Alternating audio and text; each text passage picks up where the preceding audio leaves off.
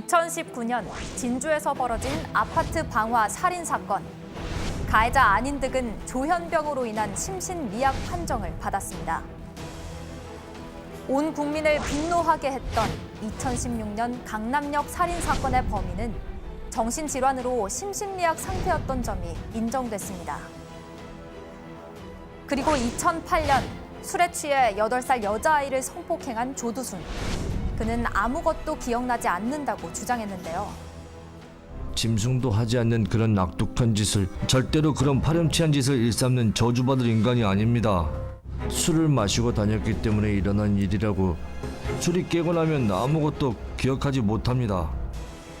결국 심신미약이 인정돼 감형됐고 곧 출소를 앞두고 있습니다.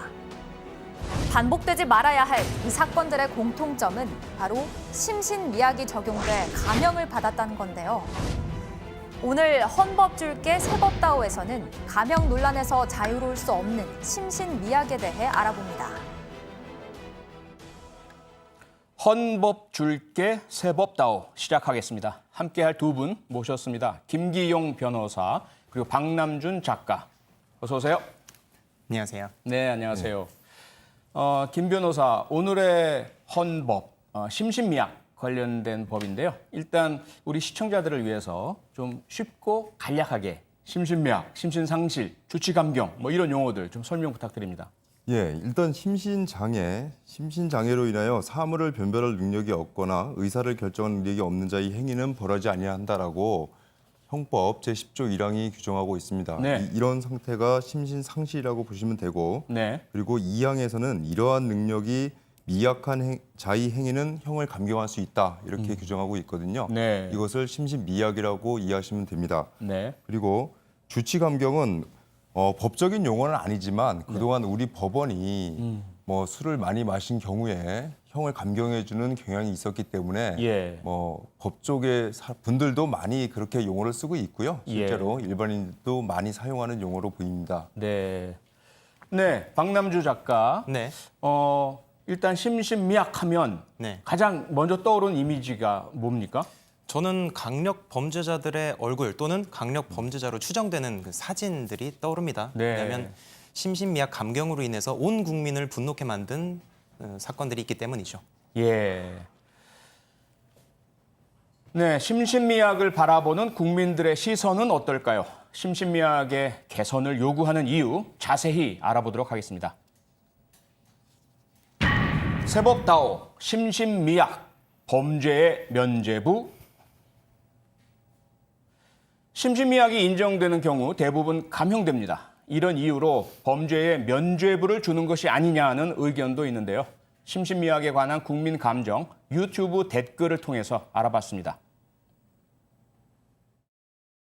심신미약에 대한 생각은 돈 있고 귀하신 분들만 심신미약 되잖아요. 음주운전은 더 강하게 처벌하면서 음주 범죄는 왜 심신미약 들먹이며 감형하나? 살인이나 성폭행 같은 중범죄자들은 더 엄하게 처벌해야 심신미약이란 소리 안 나온다. 네, 김기용 변호사, 심신미약을 바라보는 국민의 시선 곱지 않은 거 지금 보셨는데요. 예, 맞습니다. 왜 이렇게 됐다고 생각하세요?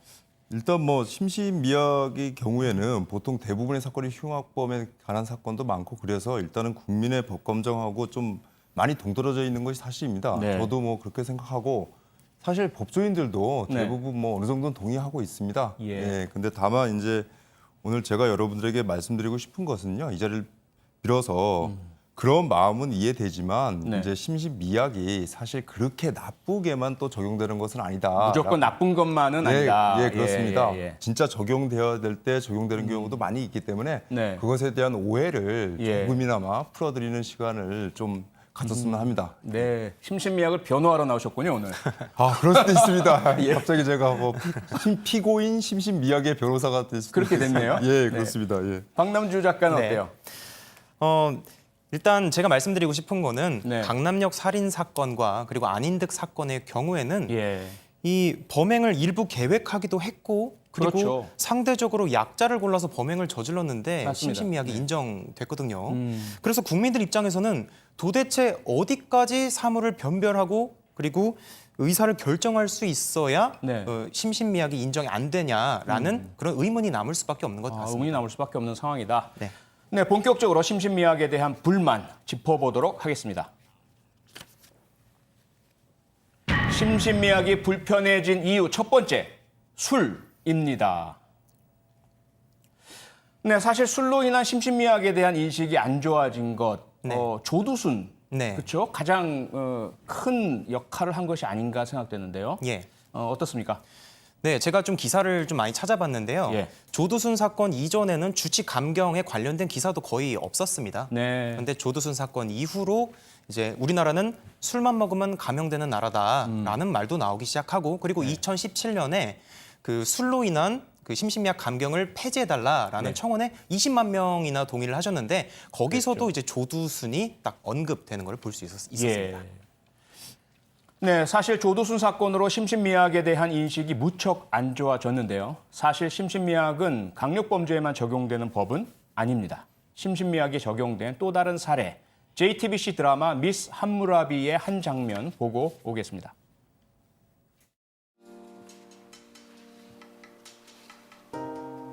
재판장님, 피고인은 지역 사회를 공포로 몰아넣은 주폭입니다. 이런 자를 사회로부터 격리하는 것이야말로 형사사법의 역할입니다. 그래요, 뭐 죄명은 무시무시한데 내용은 동네 식당에서 라면에 소주 4병 먹고는 탁자 뒤집어 엎고 행패 부린 거, 대낮에 놀이터 벤치에서 술 마시다가 항의하는 주민하고 시비 붙은 거, 뭐 이런 거. 그래도 전과 26범입니다. 26범. 게다가 집행유예 기간 중에 재범했고 이거 강도상해 아닙니까? 중범죄입니다. 심신미약 감경을 하자고요? 동네 식당에서 소주 몇 병 들고 나오다 걸린 건데. 몇 병이 아니라 박스채로 들고 나오던 중이었습니다만. 아유, 그게 중요한 게 아니잖아 지금. 강도상했지. 법정형이 얼마야? 무기 또는 7년 이상 징역. 그래, 70 먹은 노인네야. 이 사안으로 무기징역을 할 거야, 징역 7년을 할 거야? 네, 드라마 내용만 보면 앞서 김기영 변호사 말씀처럼 변호할 만한 대상인 것 같아요. 네. 법으로는 어떻게 할 수 없는 딱한 사정에 처한 그런 피고인을 위해서 선처하기 위한 것으로 사용된 심신미약. 그렇습니까? 예, 그렇게 해서 사용된 경우가 많이 있습니다. 사실 이 사안에 실제로도요? 예, 많이 예. 있습니다. 법조인이라면 아마 누구나 한 번쯤은 경험해보고 또 한 번 고민에 빠졌을 그런 사건입니다. 사실 이 드라마에 있는 것들이 예. 뭐 특수한 경우가 아니라 굉장히 흔한, 저도 연수원 다닐 때부터 이것에 대한 문제점들을 지도교수들한테 배웠을 정도로 네. 아주 흔한, 오랫동안 했던 흔한 일이었습니다. 예. 예. 예, 그래서 강도상해죄 같은 경우 뭐 이 드라마에 보면은 네. 뭐 정가 26번 뭐 이렇게 해서 사실 정과 26번 네. 강도상해 듣기만 하면 엄청난 흉악범이고 예, 무척 예. 강하게 처벌해야 될 것 같은데. 예, 맞습니다. 예. 근데 이 드라마 사안에서는 사실 뭐 심신미약을 감경하는 게 부적절할 수도 있지만 네. 사실 뭐 아예 전과도 하나도 없는 뭐 대학생이 술 먹고 집에 가다가 밀어서 가방을 가져갔다, 이런 경우도 실제 징역 3년 6월을 선고해야 되거든요. 실제 그런 사건이 있었습니까? 예, 물론 많이 있습니다. 뭐 네네. 굉장히 흔한 일이고 그대로 그래서- 선고하면 징역 3년 6월을 내려야 된다. 예, 맞습니다. 그런데 여기서 이제 고민에 빠지는 게 이런 학생에게, 전과도 하나도 없는 학생에게 3년 6월 동안 6개월 동안 감옥에 가라고 하는 것이 정말 정인가, 이런 고민이 있었기 때문에 예. 술을 많이 마셨다면은 판사나 검사들이 네. 이거를 심신미약을 적용해서 형량을 낮춰주는 그런 쪽으로도 많이 이용된 게 사실입니다. 아, 예. 예. 박남주 작가는 네. 심신미약을 고발하는 좀 검사 역할을 해줘야 될 것 같은데요. 어때요? 다른 의견? 예상과는 좀 다른데요. 네. 저는 이 드라마 내용을 보니까 이 판사가 피고인에게 술을 먹인다라고 하는 과거 농담이 떠오릅니다. 이게 무슨 말이냐면요. 판사가 피고인에게 술을 먹인다. 네. 어. 이 술을 마셨지만 심신미약에까지 이르지 않은 피고인이 네. 이 장량 감경을 해도 그 형이 무겁다고 생각이 되면은 이 심신미약에 이를 정도까지 술을 기록상으로 먹이는 것을 먹인 말하는- 것처럼 네. 만들어 버린다는 거죠. 네. 근데 이게 그냥 우스갯소리만은 아닌 것 같네요. 네. 아, 예. 두 분 의견 들어보니까 다 맞는 것 같긴 한데요. 심신미약이 불편해진 이유는 술뿐만이 아닙니다. 심신미약이 불편해진 두 번째 이유, 병입니다. 질병 이야기죠. 이게 뭐 담는 병이 아니고요. 심신미약으로 감형받는 또 다른 이유가 바로 질병인데요. 사실 정신질환으로 인한 심신미약 감형, 지난 6월 항소심 판결이 난 안인득 아파트 방화 살인 사건 너무 끔찍한 사건이었죠. 이 예, 사건이 맞습니다. 생각나는데 이렇게 조현병, 우울증, 정신과 치료 등을 이유로 감형받는 것 김기영 변호사는 어떻게 생각하십니까? 안인득 살인 사건 같은 경우에는 네. 실제 뭐 안인득이라는 그 정신병을 앓고 있는 사람을 배제한다면 네. 사실 이 사건은 누구나 사형이라고 생각할 겁니다. 사형자가 그렇죠. 존재하는 당연하죠. 이 사회에서 당연한 겁니다. 네. 그런데 다만 이제 범죄자를 처벌할 때 있어서 그 범죄자가 누구인가를 전적으로 배제하고 그 행위만 가지고서 처벌한다면 예를 들어서 재벌 2세가 네. 단순한 재미를 위해서 사람을 죽이는 경우와 예. 정신병을 앓고 있는데 그 상황 속에서 환청 이런 걸로 고통을 받다가 사람이 죽이는 경우를 동일하게 처벌할 수는 없거든요. 예. 당연히 그 범죄자가 누구인가를 고려해서 형량을 정하는 게 맞다고 생각하고요. 네. 안인득 사건 같은 경우는 저도 이제 판결문을 읽어봤는데 예. 사실 항소심 재판부가 굉장히 큰 고민을 많이 한 것 같아요. 네. 정말 진짜 사형을 하고 싶은데 이것이 정말 심신미약으로 감경하는 게 맞는가 고민을 많이 한 것 같은데 예. 실제 안인득이 조현병으로 오랫동안 고통을 받아온 건 사실이거든요. 네. 그렇기 때문에 그러한 고통을 받아왔던 조현병이 영향을 미쳐서 살인을 저지르게 된 것이라면 그 사람의 능력이 미약했다라고 판단해서 예. 형량을 감경하는 것이 저는 피해자분들에게 죄송하지만 예. 타당하다고 생각합니다. 법적으로는 그래야 한다. 예. 박남주 작가는 어떻게 네. 생각합니까? 이 안인득 경우에는 그 스스로 그 조현병 치료를 33개월 동안이나 중단했거든요. 스스로 거부해서 중단했죠. 예. 예. 그랬더니 이제 국민들 의견은 아니 스스로 치료를 받지 않은 사람까지 심신미약 감경을 우리가 인정해줘야 되느냐라고 예. 이제 분노를 표시하셨고요. 네. 그리고 강서구 PC방 살인 사건 같은 경우에는 그 김성수가 우울증 진단서를 제출했다는 소식이 들려오자 네. 이제 국민들 100만 명이나 네. 이 심신미약 감경을 하지 마라라고 국민청원을 하셨고 네. 동의를 하셨습니다. 네. 김기용 변호사, 조금 전에 박남주 작가도 얘기했지만 안인득의 경우에 그 형도 강제 입원 좀 시켜달라 이렇게 호소했는데 그게 안 됐었고요. 예. 그다음에 왜 우리 형법 제10조의 3항에 보면 원인으로부터 이 자유로운 행위 예. 스스로가 그 전에도 많은 사고를 쳤잖아요. 많은 예, 가해 행위도 하고 그래서 자기도 치료를 중단하면 뭐 문제를 일으킬 것을 알고 있었는데도 치료 중단을 했단 말이죠. 그런데도 맞습니다. 심신미약을 인정해줘야 합니까? 일단 지금 뭐 그 정신질환을 앓고 있는 당사자가 동의하지 않았을 때 예. 강제적으로 입원을 시킬 수 있는 방법이 네. 사실 확실한 방법이 그렇게 준비되어 있지는 않는 것 현재 같습니다. 우리 정신보건법, 예, 예, 정신보건 및 맞습니다. 피해자 예. 환자 보호에 관한 법률이죠. 예. 그래서 그 법에 그런 점이 사실 미흡한 건 사실입니다. 그렇습니다. 그래서 앞으로 그 점을 개선해 나간다는 건 당연한 것 같고요. 정말 예. 고민해서 개선해야 될 문제 같습니다. 네. 그리고 맞습니다. 우리 형법 그 제10조 3항에 보면은 원인에 네. 있어 자유로운 행위라고 해서 자기가 그러한 위험을 예견하고 그러한 상태를 야기한 경우에는 심신미약 감경을 하지 않도록 규정하고 있는데요. 그렇죠. 이 사건은 일단은 그 조현병을 앓고 있는 안인득인데 그런 능력이 있느냐? 실제 법원에서 네. 안인득 그 피고인 그 자신은 네. 자기가 조현병이 아니라고 주장했습니다. 아, 그랬죠. 예, 네네. 그런데 이제 피고인의 변호인이